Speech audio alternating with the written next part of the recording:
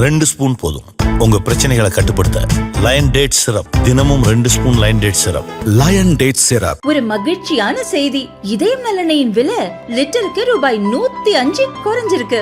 September 2023ல 1 litre இதயம் நலனையின் அதிகபட்ச விலை ரூபாய் 503. ஆனா இப்ப 1 லிட்டர் இதயம் நலனையின் விலை ரூபாய் 398 மட்டும்தான் தமிழ்நாட்டுல.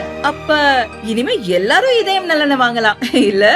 பாரதிய ஜனதா மாநில தலைவர் பதவிகளில் 20% பட்டியல் இனத்தவர்களை நியமிப்பதற்கான நடவடிக்கைகளை அக்கட்சி மேலிடம் துவக்கியுள்ளது. 3 ஆண்டுகளுக்கு ஒருமுறை நடக்கும் பாரதிய ஜனதா உட்கட்சி தேர்தல் நவம்பர் 11 துவங்கியது.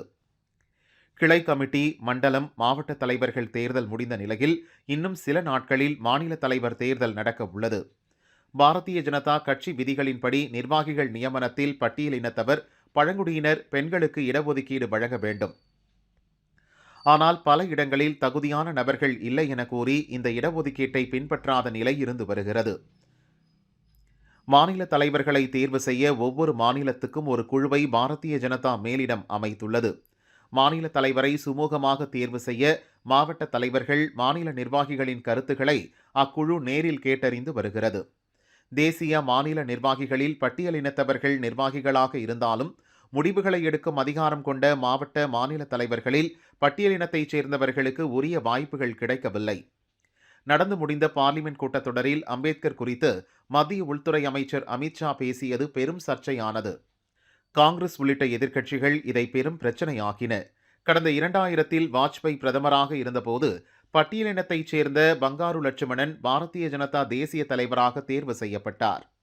அதை பின்பற்றி எதிர்க்கட்சிகளின் பிரச்சாரத்தை முறியடிக்க பட்டியலினத்தைச் சேர்ந்த ஒருவரை பாரதிய ஜனதா தேசிய தலைவராக நியமிப்பது குறித்து பிரதமர் மோடி, அமித்ஷா, தேசிய தலைவர் நட்டா, அமைப்பு பொதுச் செயலர் சந்தோஷ் உள்ளிட்டோர் ஆலோசனை நடத்தியுள்ளனர்.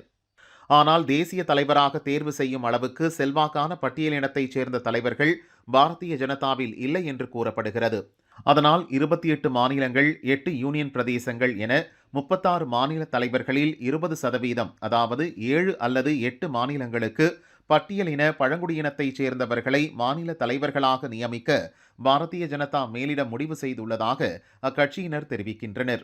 மாநில தலைவர் பதவிக்கு பொருத்தமான பட்டியலின நிர்வாகிகளை அடையாளம் காணுமாறு மாநில தலைவரை தேர்வு செய்ய அமைக்கப்பட்ட குழுவினருக்கு மேலிடம் உத்தரவிட்டுள்ளது. அதன்படி புதுச்சேரி மாநில தலைவராக பட்டியலினத்தைச் சேர்ந்தவரை நியமிக்கும் திட்டம் இருப்பதாகவும், இதற்காக அமைச்சர் சாய் சரவணகுமார் உள்ளிட்டோரின் பெயர்கள் பரிசீலிக்கப்பட்டு வருவதாக கூறப்படுகிறது. இது பற்றி பாரதிய ஜனதாவினர் கூறுகையில், இந்திய அரசியல் சூழல் மாறி வருகிறது. பாரதிய ஜனதாவின் ஓட்டு வங்கியாக உள்ள சமூகங்களின் மக்கள் தொகை குறைந்து வருகிறது. பட்டியலின, பழங்குடியினரின் ஆதரவின்றி இனி தேர்தல்களில் வெல்ல முடியாத நிலை வந்து கொண்டிருக்கிறது. அயோத்தி லோக்சபா தொகுதியில் பட்டியலினத்தவரை வேட்பாளராக நிறுத்தி பாரதிய ஜனதாவை சமாஜ்வாதி கட்சி தோற்கடித்தது. இதை உணர்ந்துதான் கட்சியில் பட்டியலினத்தவர்களை முக்கியத்துவம் வாய்ந்த பொறுப்புகளில் நியமிக்க பிரதமர் மோடி வலியுறுத்தி வருகிறார். எனவே இந்த முறை மாநில தலைவர்களாக பட்டியலினத்தவர்களுக்கு அதிக வாய்ப்பு கிடைக்கும் என்றார்.